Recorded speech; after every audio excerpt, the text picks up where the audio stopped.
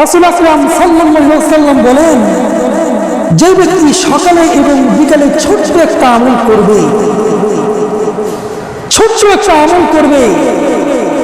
আল্লাহ রাব্বুল আলামিন মৃত্যুর পরে ওই বান্দার কবর আযাব আল্লাহ বিনা এসে মাফ করে দিবেন। সুবহানাল্লাহ। সেই ছোট্ট আমলটা কি?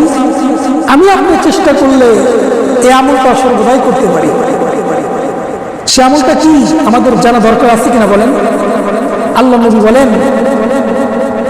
বলেন, যে ব্যক্তি ফজর নামাজের পরে 7 বার বলবে আল্লাহুম্মা আজিরনি মিনান নার, আল্লাহুম্মা আজিরনি মিনান নার, আল্লাহুম্মা আজিরনি মিনান নার, এবং মাগরিব নামাজের পরে আবার 7 বার তেলাওয়াত করে আল্লাহুম্মা আজিরনি মিনান নার, আল্লাহুম্মা আজিরনি মিনান নার।